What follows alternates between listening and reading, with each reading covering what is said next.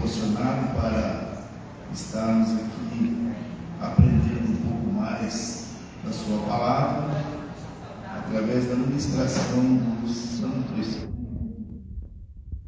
Quero agradecer ao evangelista Márcio, ao pastor Podemos e ao pastor Bósio, por esta oportunidade. É sempre um prazer estar aqui com os irmãos, e sempre que eu puder, e as minhas limitações couberem, nós estamos à disposição dos irmãos para cooperar com a obra do Senhor. Fiquei meio sem jeito com as palavras do evangelista Márcio, mas a honra e a glória é para o nosso Deus. Meus irmãos, nesta manhã nós temos uma lição que tem um título muito simples, mas um fundamento muito grande, né? Porque o título da lição, ele fala Jesus viveu uma experiência humana, e isso é, como a gente diz assim, um pouco de feijão com arroz, todos os dias, né? Todos os dias a gente escuta nos nossos cursos, nos nossos púlpitos, que Jesus foi 100% Deus, 100% homem. Todo dia a gente escuta isso. Mas, diante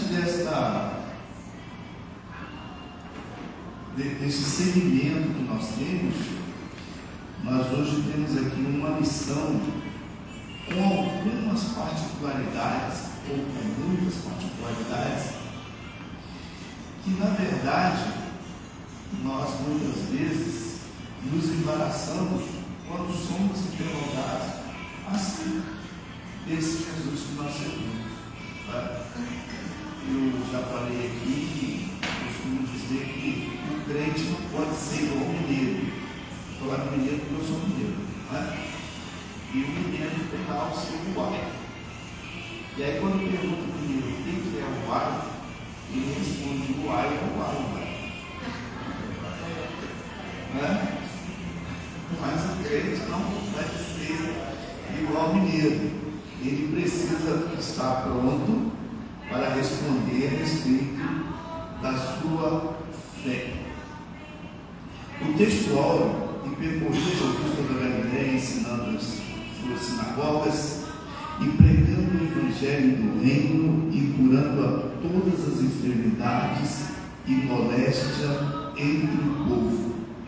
Aqui no texto áureo, nós já estamos observando que existe uma particularidade que muitas das vezes nós não levamos em consideração. Ora, nós vamos falar a respeito mais à frente, mas se o Senhor Jesus Cristo é 100% Deus, como alguns querem dizer, por que o título ele teria que percorrer? Hoje ele está no céu e resolve todos os problemas. Nós intercedemos e ele está pronto para nos atender. Então aqui nós já começamos a mudar um pouquinho o nosso pensamento, porque se ele percorria, alguma coisa tem a ver com a sua experiência humana. A verdade prática diz: o Senhor Jesus Cristo teve vida social, amigos, parentes, interagia com as pessoas e era conhecido dos vizinhos e moradores de Nazaré, onde fora criado. Essa verdade prática aqui, ela vai pegar muitos crentes numa situação delicada, porque por serem crentes acham-se melhores do que os demais, né? Não falo com fulano, não falo com ciclano. Eu não sei se aqui no Mato Grosso acontece, mas de onde eu vim acontece. A pessoa é crente e não pode ir no casamento do irmão, do parente parente, porque o parente não é crente, né? Não pode ir visitar fulano que morreu, porque o fulano não é crente, vai ter um padre lá. Eu me lembro que lá no Rio de Janeiro, quando eu pastoreava, morreu lá um cidadão e fui lá medir a congregação para ver lá o corpo. E eu deixei, pode levar para lá. O senhor pode ir lá fazer uma oração? Posso. Amanhã de manhã eu vou lá fazer a oração. E aí, daqui a pouco chegou um recado lá, assim. Eu fui falar com o senhor que a família convidou o padre para fazer uma missa lá. O senhor deixa de Deus, não tem problema nenhum. E era o padre logo depois eu.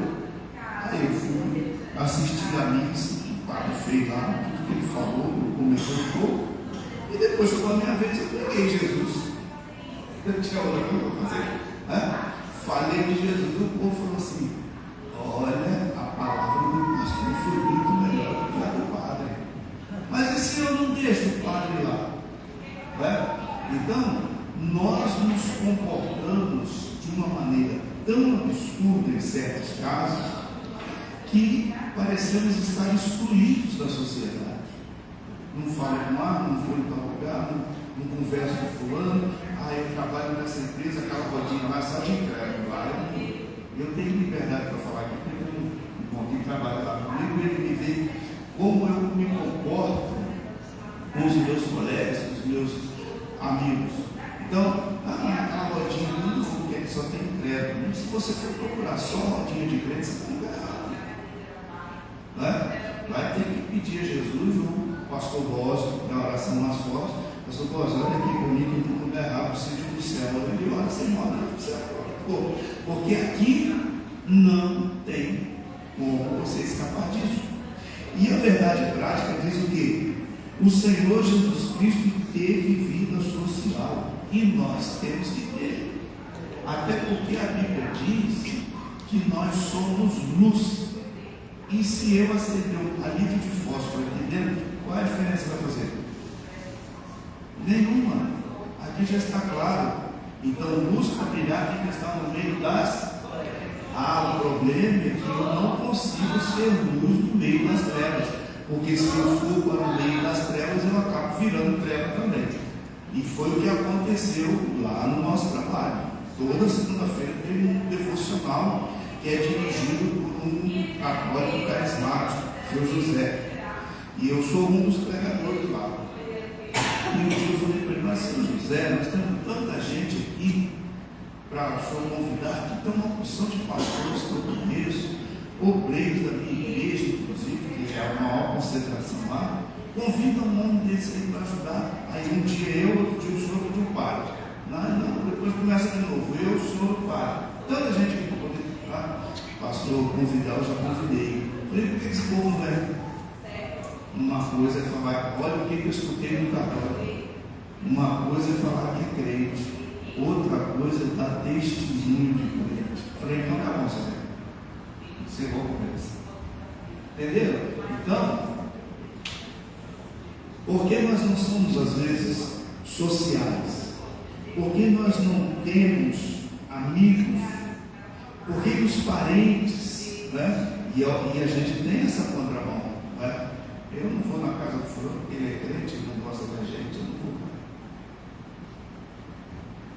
Por que isso? Então, a nossa verdade prática hoje dá para a gente falar a lição todinha. Agora, e era conhecido dos vizinhos. Aqui é problemático, não é, pastor? Porque tem crente que não se dá com o vizinho. A casinha dele é ali, ele entra, não conhece o da direita, não sabe quem é o da esquerda, não se relaciona com esse, nem se relaciona com aquele. E Jesus, não, lembra da Sunamita? Vai tudo bem contigo? Vai tudo bem com teu filho? Com teu marido? Vai tudo bem com relacionamento. 3 perguntas que o profeta fez a ela, justamente, não é para dizer se ela estava bem, não, é para mostrar para nós que nós precisamos ter um relacionamento com aqueles que estão ao nosso redor. E o texto, na verdade, prática continua dizendo: ele era conhecido dos vizinhos e moradores de Nazaré. Eu acho que um grande testemunho que nós temos é quando o vizinho toma conta da nossa vida. Tem gente que não gosta, não é? Mas eu gosto. A pessoa bateu lá no meu portão nessa hora e não está aí, nessa hora está na igreja. Ele sabe o que eu estou fazendo, né? Ó, hoje você não consegue falar por aí, não. E de vez em quando acontece, eu tenho vários amigos aqui, e, pastor, eu queria ir na sua casa e bater um papo. Eu falei, você pode vir, mas 4 horas da tarde eu saio da igreja. Pastor, domingo de manhã dá para a gente resolver não sei o quê? Só depois das 10. Pronto. E eu fico sendo conhecido dos meus vizinhos, das pessoas que me rodeiam, e eles vão testemunhar da minha vida. Aliás, a Bíblia diz que nós somos testemunhas. E para ser testemunha, não sou eu que vou testemunhar. Eu testemunho de alguém. De quem que eu testemunho? Eu testemunho de Jesus. Eu não posso dar o meu testemunho, mas alguém vai dar o meu testemunho. E isso é muito importante. E diz a verdade prática: e moradores de Nazaré, onde fora criado. Isso é muito importante. Muito bem. Eu fiz uma pequena introdução aqui, a parte, e nós vamos aproveitar para essa pequena introdução e depois a gente entra nos comentários da revista.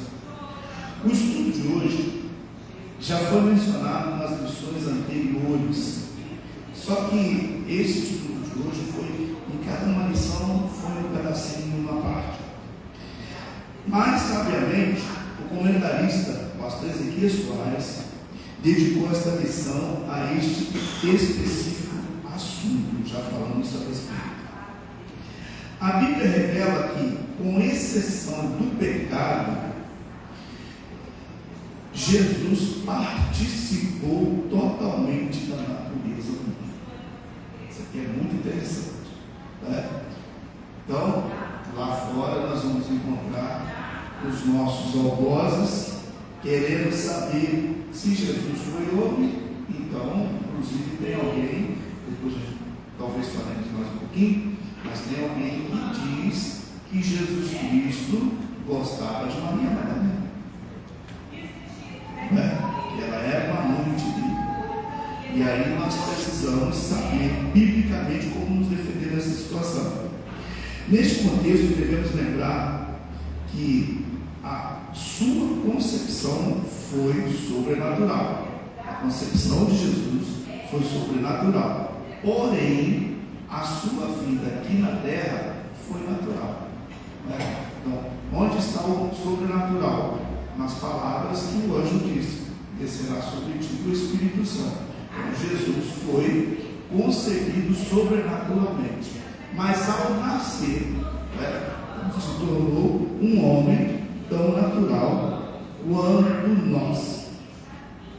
50 anos após a sua ascensão, o apóstolo João se lembra da convivência com Cristo humano. Eu vou precisar que alguém me ajude lendo 1 João capítulo 1, versículo de 1 a 4, quando o apóstolo João ele traz à memória aquela convivência que ele teve com Jesus. Alguém encontrou? 1 João 1, de 1 a 4. O que era desde o princípio, o que ouvimos, o que vimos com os nossos olhos, o que temos contemplado e as nossas mãos tocaram. Isso proclamamos sobre a palavra da vida.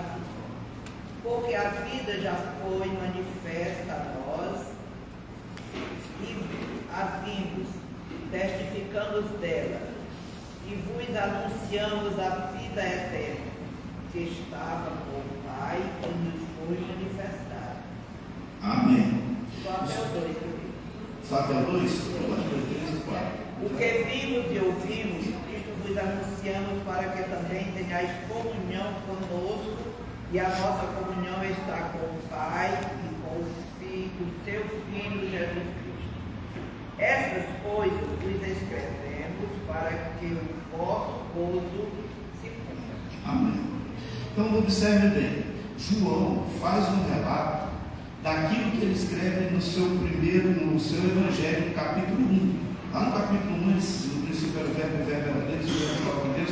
Só que agora ele mostra que essa narrativa de 1 João, no evangelho de João, na epístola, ele mostra que esse verbo, na verdade, era a vida que podia ser tocada. E quem era a vida que podia ser tocada? O Senhor Jesus Cristo. Então, o que ele está dizendo? Ele está dizendo, ó, o Senhor Jesus Cristo, vocês não se lembram? Faz 50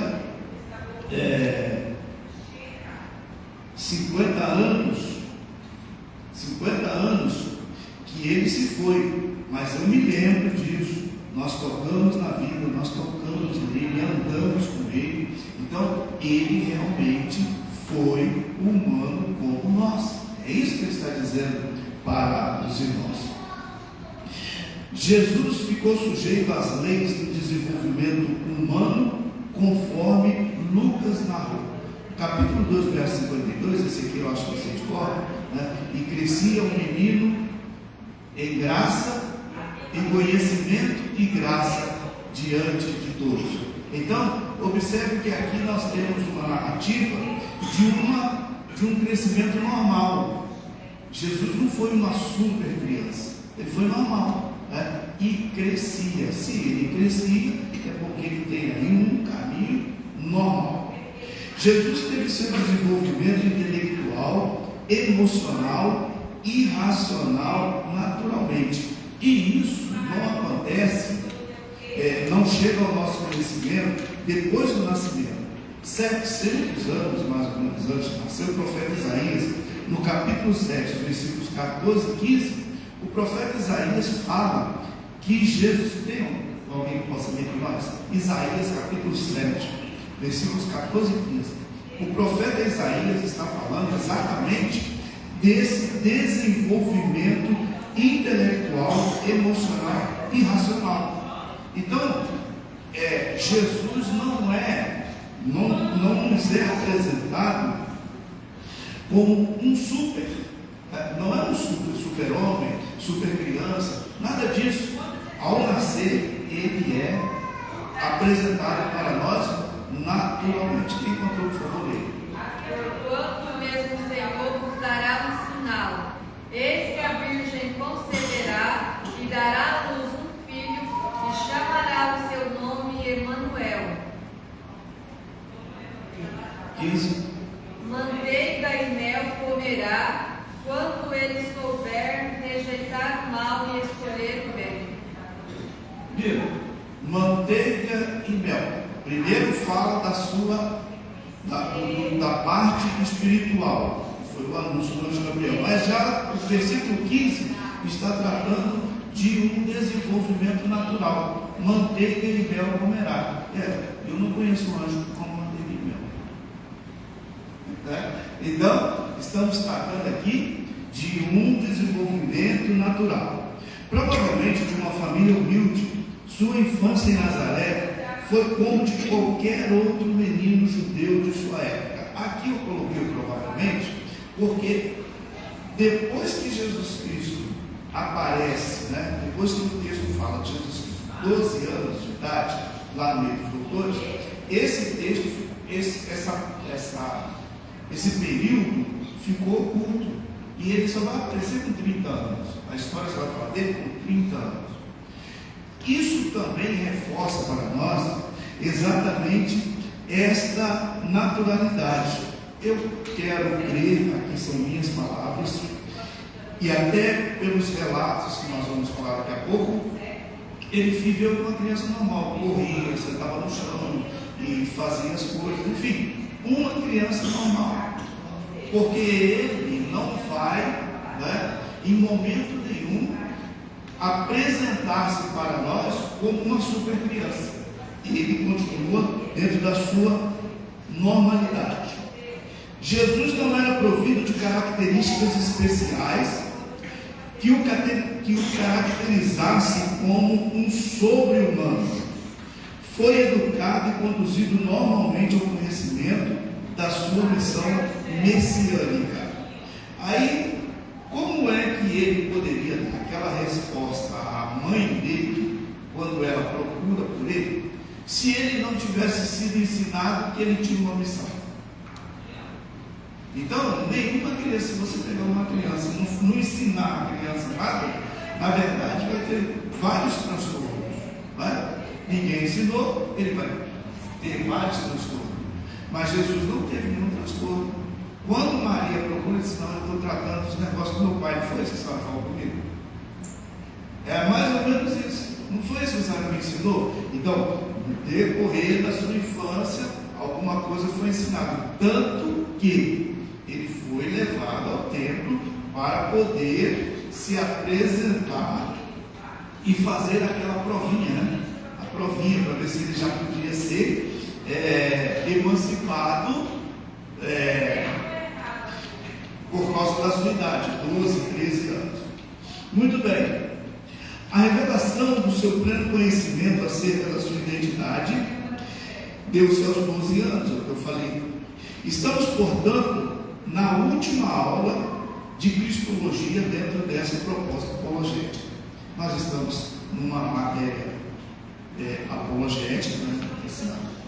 Esse trimestre, e dentro da apologética nós estamos na última aula sobre cristologia. A próxima agora será pneumonia.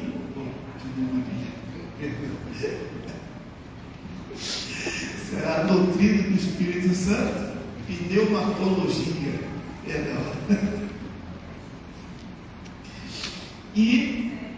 Mas aqui nós estamos encerrando cristologia. Então, tudo que nós precisamos saber acerca de cristologia, nós vimos estudando aqui. A descrição de Cristo como Filho do Homem tem a sua explicação na carta aos Hebreus, capítulo 2. Vamos ler? Hebreus, capítulo 2. Hoje eu estou um pouco fora do meu normal, né? Mas eu preferi trazer vários textos hoje, porque é muito interessante a leitura desses textos. Hebreus capítulo 2, do versículo 14 ao versículo 18. Quem encontrou pode ler, por favor. E visto como os filhos participam da carne e do sangue, também ele participou das mesmas coisas, para que pela morte aniquilasse os que tinham o império da morte, isto é, o diabo, livrasse todos os que, com medo da morte, estavam por toda a vida sujeitos à servidão. Porque na verdade ele não tomou os anjos, mas tomou a descendência de Abraão. Por isso convinha que em tudo fosse semelhante aos irmãos, para ser misericordioso e fiel, sumo sacerdote naquilo que Deus para expiar o pecado do mundo. Porque naquilo que ele mesmo, sendo tentado, padeceu, pôde socorrer aos que são tentados. Amém. Observe bem o que o escritor de Hebreus diz, né?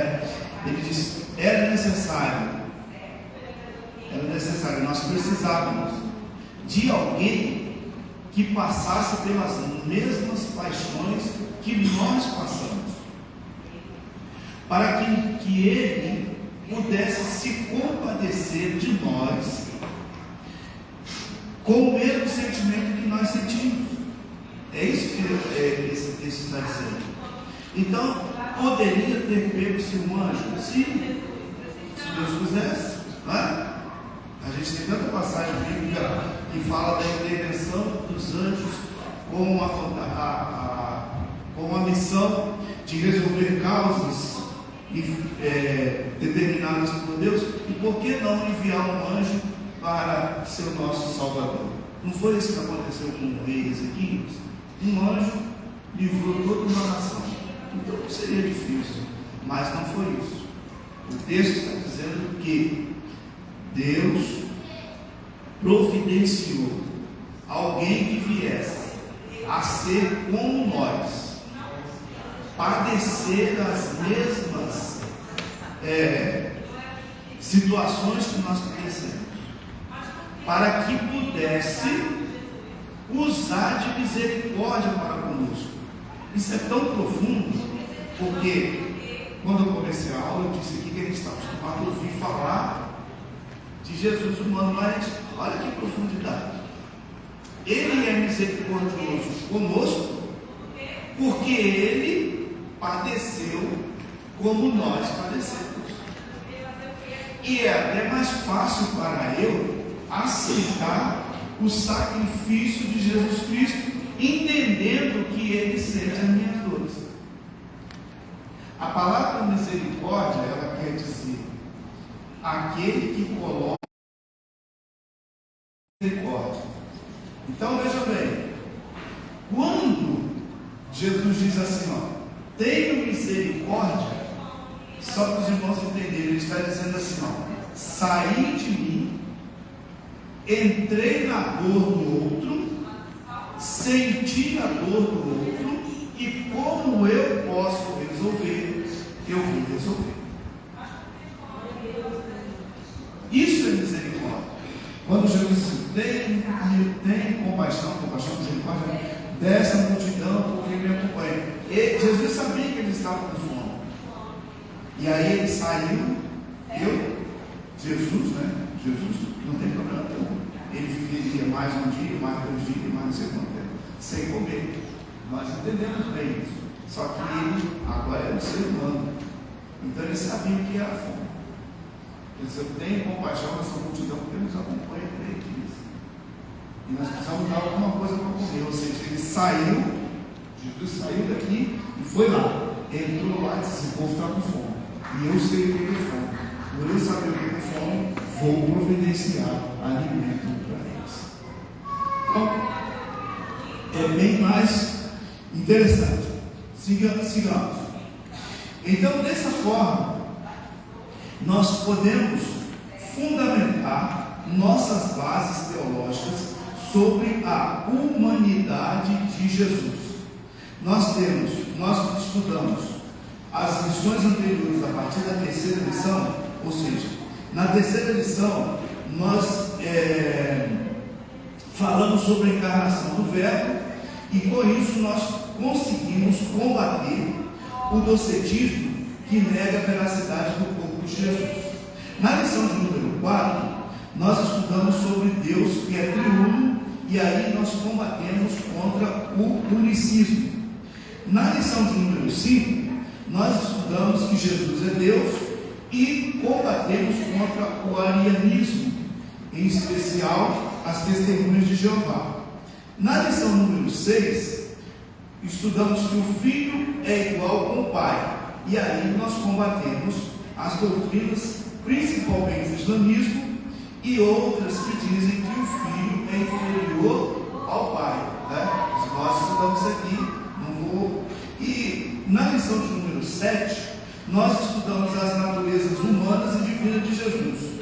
Com isso, nós combatemos o nestorianismo, que afirma que as duas naturezas de Cristo eram 2 pessoas. Então, os irmãos observam que tem muita coisa para a gente combater. E como a gente combate? Com conhecimento, né? Eu fico um pouquinho preocupado que os nossos cultos, o doutrinador daqui não sou eu, é o pastor Boris, mas me permite. Os nossos cultos do domingo à noite são super lotados de gente que pula, que dança, que roda, que fala ali, faz tudo isso. E esses mesmos que fazem isso, se forem prensados acerca da fé, eles não vão conseguir sair. E uma minoria está aqui aprendendo. Porque eu tenho 66 anos na Assembleia de Deus. E às vezes as pessoas falam, por que o senhor é desse jeito? Por causa simplesmente da escola dominical. Foi aqui que eu me formei, foi aqui que eu aprendi, foi aqui que eu estabilizei a minha fé, porque aqui você tem conhecimento da palavra. Olha quanta coisa a gente está aprendendo nessa lição. Eu mando para a glória de Deus era 1h da manhã, ainda estava debruçado, vendo alguns detalhezinhos, porque é muito rica a lição, e o nosso tempo é pouco, né? Mas olha como nós aprendemos. Muito bem, vamos seguir. João relata a multiplicidade da graça pertinente ao Senhor Jesus Cristo. Como é que ele relata? Pelo menos 3 coisas que eu coloquei aqui. Jesus atraía pessoas para ouvir as suas palavras. Homem como eu atraía pessoas para ouvir. As pessoas queriam ouvir. Os seus inimigos não podiam fazer nada contra ele.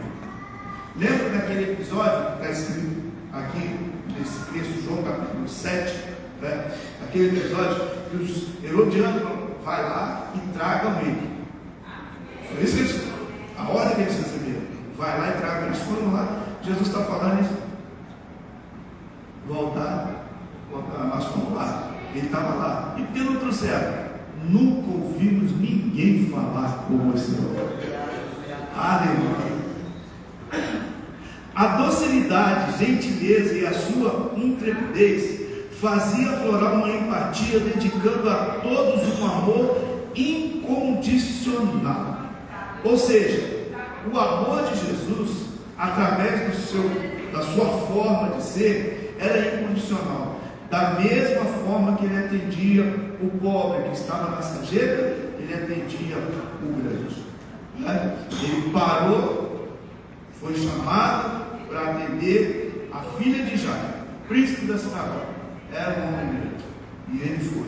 Mas quando ele passou em Jericó, que o cego gritou, ele parou também. Então, essa é a essência do nosso Jesus. Muito bem, vamos então para a nossa revista.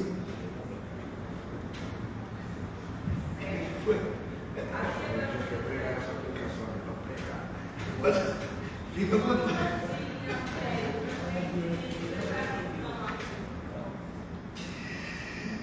Ai, Jesus. Ponto de número 1. Aí os irmãos podem me acompanhar na revista. Os debates com as autoridades religiosas. Os principais opositores de Jesus foram os fariseus, os saduceus e os herodianos. Então, dentro desse conhecimento que nós fizemos aqui nessa pequena introdução, nós vamos agora tentar encaixar aqui alguma coisa a respeito. Muito bem. Três seitas, 3 religiões, 3 segmentos, como vocês querem entender, né? Esses 3 eram os principais opositores de Jesus. Eram os fariseus, os saduceus e os herodianos. Voltando ao que eu falei aqui, que é a respeito da docilidade de Jesus, que ele atendia a todos, observem bem, eu me lembrei de um exemplo que eu quero citar aqui nesse momento. Observem bem, os fariseus, e daqui a pouco eu vou falar mais um pouquinho, eles eram inimigos de Jesus. Mas Jesus foi lá e salvou um fariseu e disse assim, ele é muito importante para mim, e foi salvo. E depois ele salvo testemunhou lá e disse, rapaz, eu era ruim demais, eu não valia nada, eu persegui os cristãos, mas ele me chamou. Olha que coisa interessante, né? Então, esse aí, os debates, a experiência humana de Jesus no seu ministério. Então, quem eram os fariseus? Os fariseus defendiam a tradição acima das escrituras. Então, por que a gente escuta muito? Vou dar mais uma ajudinha aqui na mensagem do Márcio.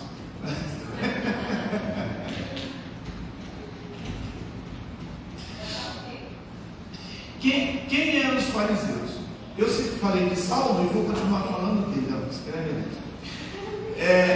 Veja bem, nós ouvimos pregar muito sobre Paulo, e aí nós batemos demais nele.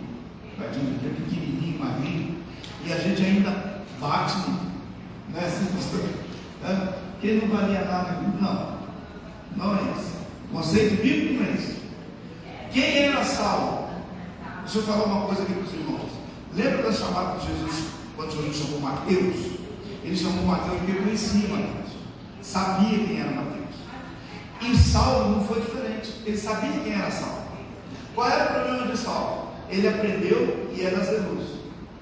Ser fariseu era cuidar da tradição religiosa. E ele aprendeu a cuidar da tradição. Então ele cuidava com todo carinho. Disse, ó, eu aprendi isso aqui ninguém passa por cima. Eu mato uma, passar por cima da minha tradição ninguém passa. E ele está de encontro com quem? Com os cristãos. Porque os cristãos, quando estão pregando, eles estão acabando com a tradição judaica. Lembra da oração do Pai Nosso? Se tem alguma coisa que acaba com a tradição dos judeus, é o Pai Nosso. Dá uma olhadinha lá. Pai Nosso que está no céu, santificado seja o nome. Tudo que ele não queria falar, não queria ouvir, Jesus vai lá e fala para eles. Então, o que está acontecendo com Saulo? Ele está querendo manter a tradição. Não tem Pai Nosso aqui. Não tem. Filho de Deus aqui não tem. Quem tem aqui é Javé. E esse aqui é o que nós conhecemos. E nem falamos o nome dele, porque o nosso pai é Abraão. Era isso que ele estava fazendo. E eu bato palmas para ele. Mas Jesus, conhecedor desse zelo, vai lá. Olha como é que Ananias olhava para ele diferente. Senhor, o senhor não conhece, esse camarada não vale nada, né? Ainda tem uma carta aí na mão, e o que ele faz está feito. Eu disse, não, você que não conhece, vai, porque ele é para mim um vaso escolhido. Ou seja, meu irmão, você quer saber, aqui não tem muito, mas lá no Rio tem muito.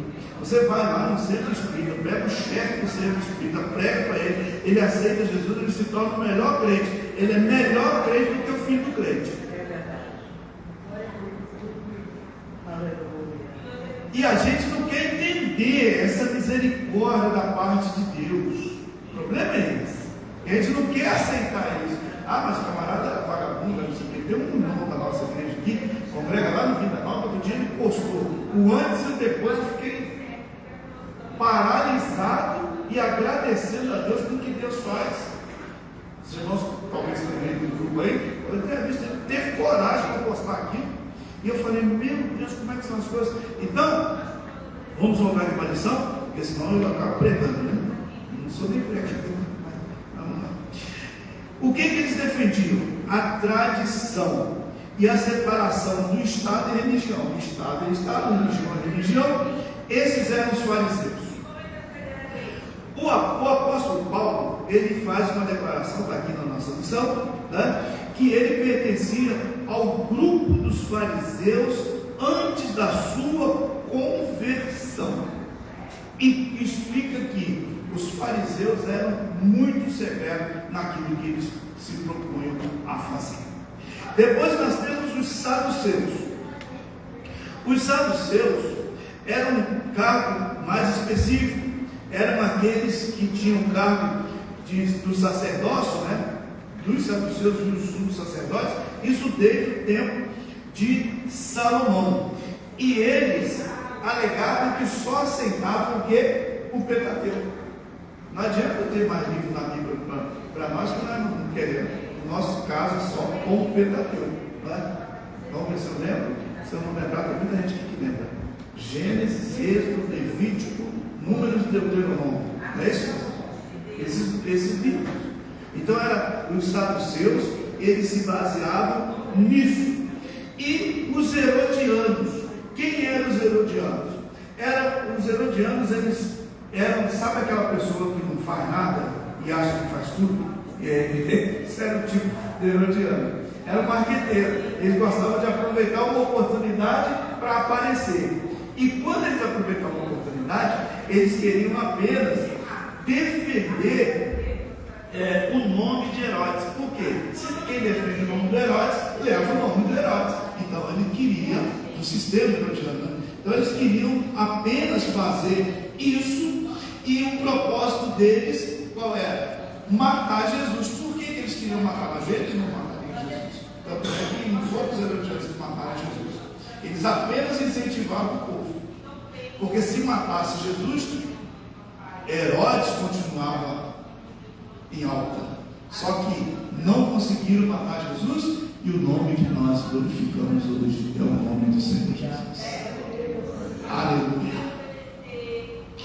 A vida social e religiosa de Jesus. Ponto de número 2. O mestre participava de uma vida social intensa. A escolha dos seus discípulos, como Filipe, André, Pedro e Natanael, aconteceu num ambiente entre amigos. Os 2 primeiros capítulos de Lucas apresentam um começo muito humano de Cristo, apresentando amigos, vizinhos, parentes, como Zacarias, Isabel, os filhos de Zebedeu. Então, o que nós temos aqui? Meus irmãos, Jesus não era um alienado da sociedade, não, ele pertencia à sociedade, estava no meio de todos, ele andava com todos, e a escolha dele para os seus discípulos, para os seus primeiros seguidores, foi entre os seus familiares, né? Temos aqui um texto de, me ajuda aí, pastor Guilherme, só que não sabe a mente melhor do que a minha, né? Jesus, quando Filipe fala de Natanael, né? Filipe apresenta Natanael, é isso mesmo, né? Então, ele se pode vir alguma coisa boa de Nazaré? Aí Jesus, ele responde, Jesus, o Filho de Deus, de Nazaré. Por quê? Porque ele conhecia Nazaré todinho e sabia que Jesus morava lá. Era normal, igual todo mundo. Ele disse, até hoje eu não ouvi falar que ninguém se destacasse em Nazaré. Ele disse, não, mas o Filho de Deus veio de lá. Aí quando ele é apresentado, ele diz, você pensa que eu não te conheço? Ou seja, eu já andei pelas ruas da cidade, eu conheço a cidade e te conheço também. Aí ele parou. Só que agora eu vou te falar não como teu vizinho, não vou te falar como teu amigo, não como conhecido, mas eu vou falar dentro da missão que eu vim. A partir de hoje, você vai ver os anjos subindo e descendo sobre o Filho do Homem.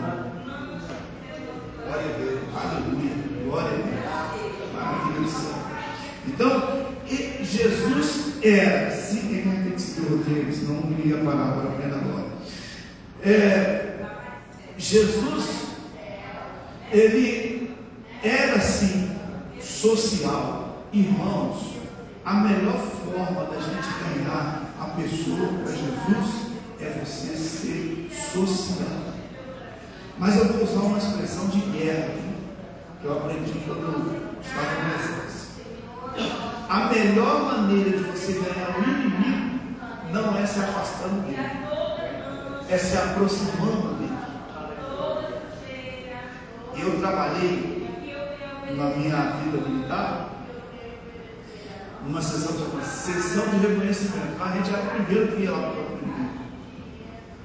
A gente entrava debaixo das folhas, se escondia, dormia, passava a noite toda lá. Para quê? Para poder chegar bem perto do inimigo.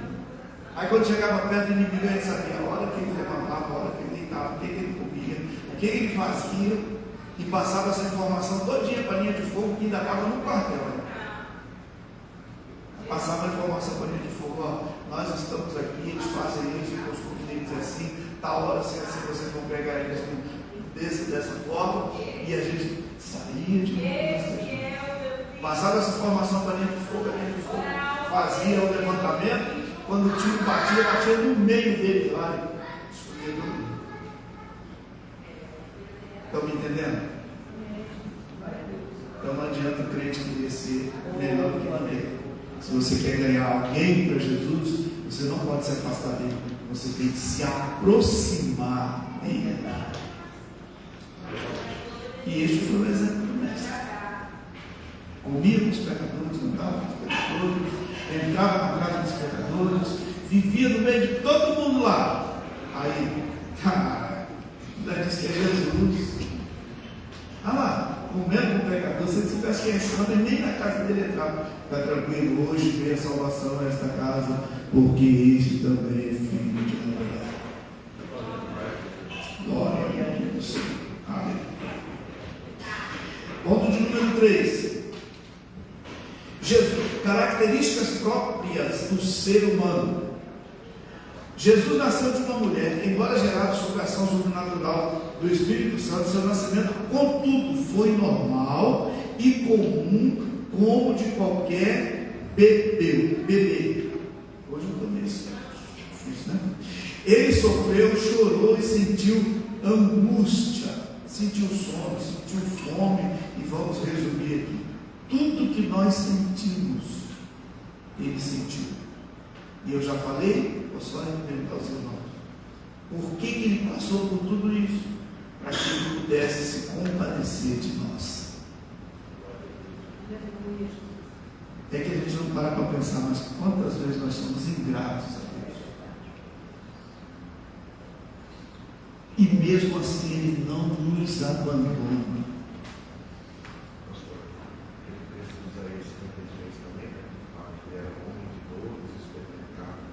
Do trabalho, mas mesmo assim ele levou sobre si. Olha que coisa interessante. Muito obrigado. Homens de dor experimentaram no trabalho, mesmo assim ele levou sobre si as nossas grandes misericórdias, pegou tudo que a gente. Aí diz lá o texto: e pelas suas pisaduras. Isso aqui não é curso de culto de libertação, não. Esse texto também não é para isso, não. Esse texto é um texto de salvação. Sim.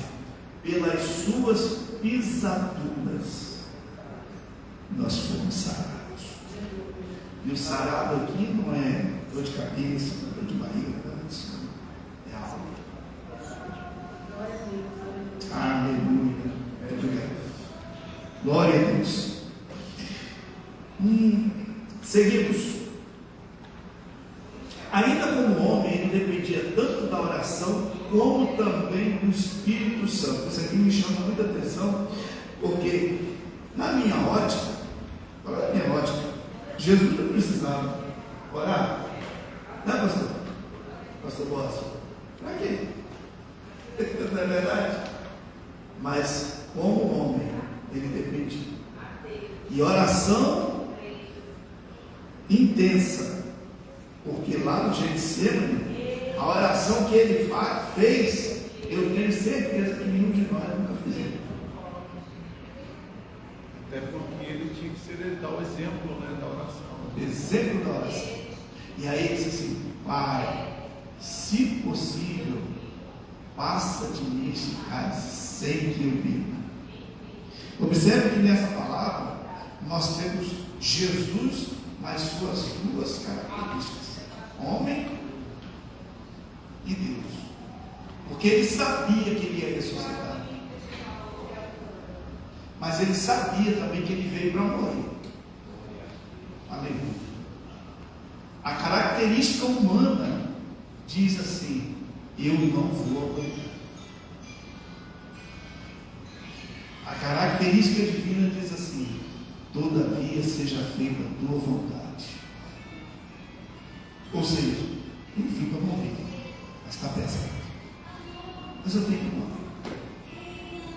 Então, esta dependência do Senhor Jesus Cristo é o que nos fortalece, é o que nos dá força para caminhar. Se ele foi dependente desse ponto, por que nós não queremos ser ou não podemos ser? A gente acha que não tem que passar. Que crente hoje acha que não tem que passar. E Jesus simplesmente diz assim: eu vim para passar. Eu só não estou aguentando. Mas eu não quero fugir. Eu não estou aguentando.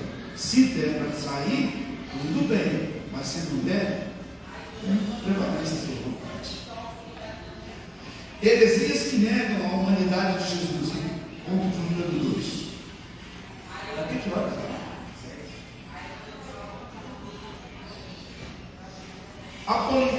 Apolinarismo. Apolinário. Eu fiz uma observação rápida. Apolinário, ele foi um bispo de Laodiceia. Todo mundo lembra da igreja de Laodiceia, né? Quem não lembra da igreja de Laodiceia? E ele então, ele defendeu algumas teses hereges contra a humanidade de Jesus. E entre elas, ele tem, primeiro, a impecabilidade de Jesus. O que ele queria dizer? Se Jesus foi um ser humano, como nós, então Jesus estava sujeito a pecar. É isso que ele queria dizer. E não é isso. A Bíblia é bem clara quando ela diz que Jesus em tudo foi provado, mas sem pecar. Porque se ele pecasse, o que seria de nós? Então o que acontece? Jesus foi sim humano como nós, mas a sua característica, a sua concepção, ele é Deus. E sendo Deus, a Bíblia diz lá no livro do profeta Abacuque, diz que Deus não vê o mal, ou não conhece o pecado.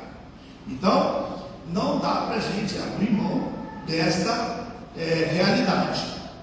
Segundo, Apolinário dizia que falava a respeito do espírito humano de Jesus. Já que Jesus é um homem, então dentro de Jesus tem o espírito humano. Daí vem essas heresias que a gente ainda escuta aí. De vez em quando eu escuto um pregador no culto aí. Jesus marcou encontro com a mulher samaritana. Jesus não marcou encontro com aquela mulher. Ele não. A Bíblia diz que ele estava cansado e sentou. Os discípulos foram colocar comida, ele ficou sentado. E a mulher veio pegar água. Então não tinha encontro não marcado ali. Até porque o texto também não fala em nada a respeito de Jesus. Jesus não passa por Samaria por causa da história. Eu falei isso aqui. Já falei? Ou você vai anotar aí para a próxima mensagem? Jesus não passa em Samaria por causa da mulher samaritana.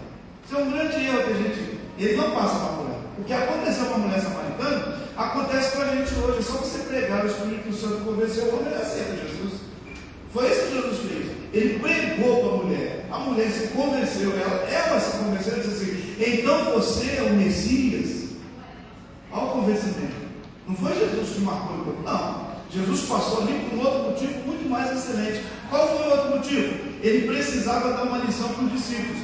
A gente falou aqui dos fariseus, falamos aqui dos saduceus, e os discípulos estavam dentro desse aí. Observe que os discípulos estavam assim, ó. A pior ação que Jesus fez para os discípulos foi a melhor que ele fez para nós. Porque quando eles olham para os discípulos, eles dizem assim, ó: Pai, aqui estão estes que tu me deste. Ó, que alegria. Eu rogo por estes. Essa gente, estamos aqui, continua, Senhor. Mas eu não rogo só por estes. Como é que é esse negócio? Não só por eles, por aqueles que ainda hão de conhecer. E não, a gente pensou que era só para nós. Entenderam? Jesus passa em Samaria, vamos voltar aqui rápido em Samaria. Jesus passa em Samaria porque os discípulos não iam pregar para o samaritano. Eles não iam pregar nos confins da terra. Ele não. Eles iam ficar quietinhos ali em Jerusalém. Jesus veio para nós, ele é nosso, vamos ficar aqui. Aí Jesus vai e prega para o samaritano. Quando eles voltam, e aí, o senhor estava falando dessa samaritana? Não só estava falando, o cara lá, continuando de gente que ela trouxe para cá. Aí olha para eles, vocês estão falando que falta 4 vezes para a ceia? E o que Jesus está dizendo? O Evangelho vai ser pregado para todo mundo. Então a passagem de Jesus por Samaria não foi por causa da mulher samaritana. Foi por causa para dar uma lição aos discípulos. Por quê? E já estava prestes a subir, Jesus já ia voltar. E quem ia dar continuidade ao trabalho? Não eram os discípulos? Mas se o discípulo não prega para o samaritano, não prega para os confins da terra, como é que esse evangelho ia chegar até nós? Não, a missão de vocês é outra, é diferente, é igual a mim. Eu atendo a todos e vocês vão atender a todos. Aleluia. Apolinário, então, defendia esse espírito humano. E depois, Apolinário ainda defendia uma situação pior, que era a perfeita humanidade de Jesus. Olha só que coisa terrível.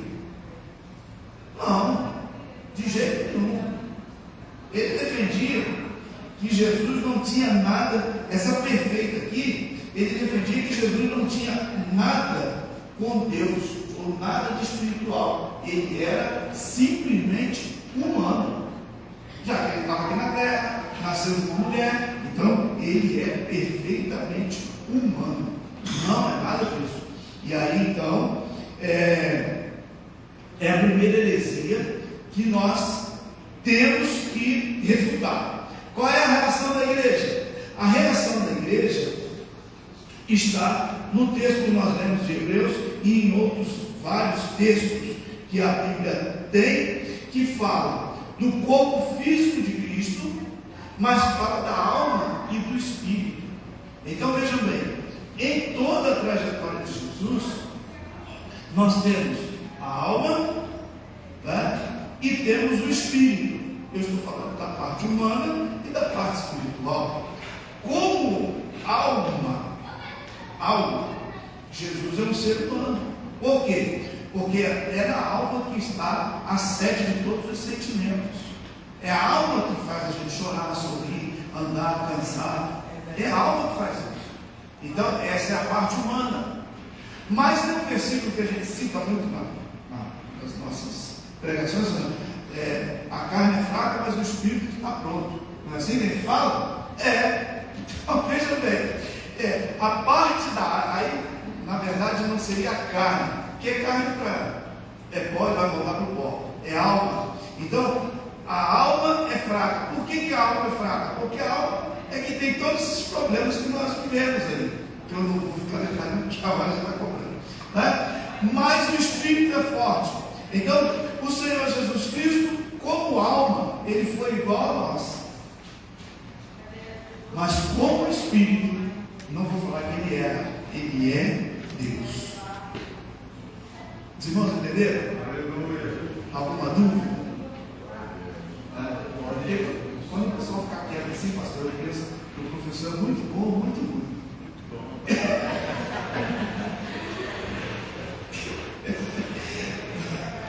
Vamos seguir então. Depois nós temos o monoteísmo. O termo vem de duas palavras gregas: monos, único, e teísmo, vontade. Ou seja, a heresia aqui é que Jesus ele tem uma única vontade, ou seja, a vontade é só dele, e essa vontade dele é a vontade humana.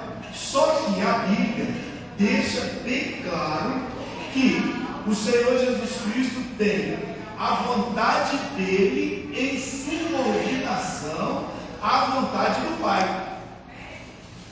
Nas lições anteriores, nós estudamos, vimos lá, se não me falha na quarta introdução, que Pai, Filho e Espírito Santo, na verdade o Espírito Santo vem cá agora, né? Mas Pai e Filho, eles são os mesmos, Deus Pai e Deus Filho, foi isso que nós estudamos. Então, quando fala aqui de vontade de Cristo, nós estamos falando de vontade de subordinação.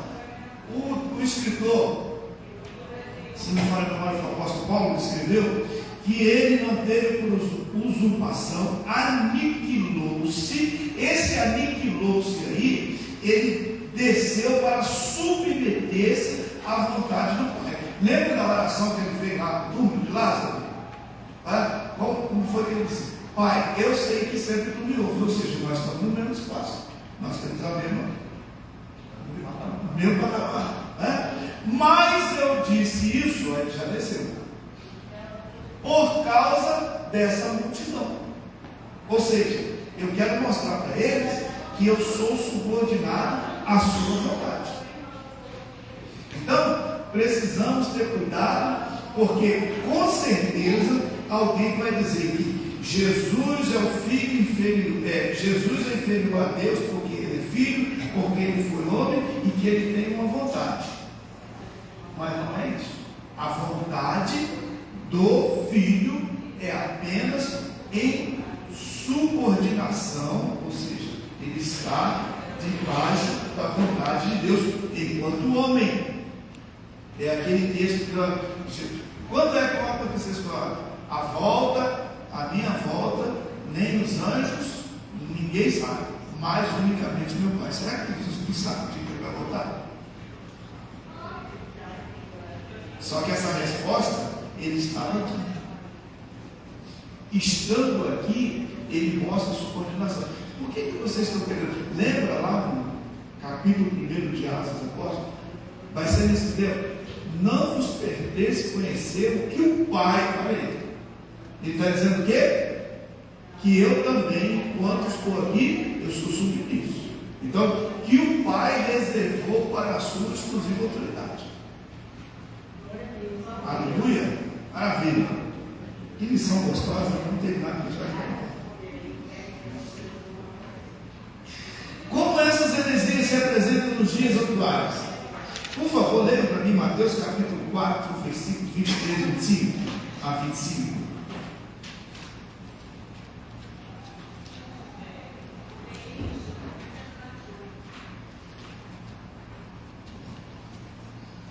Mateus, quem encontrou ler, por favor?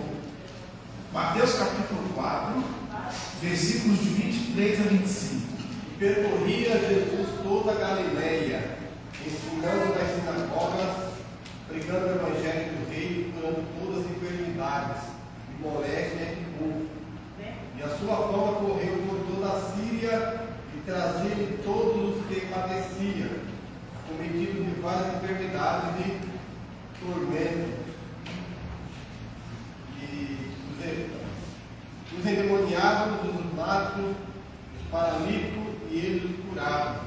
E seguiam a grande multidão de gente de Galileia, de Decápolis, de Jerusalém, da Judéia e da além do Jordão.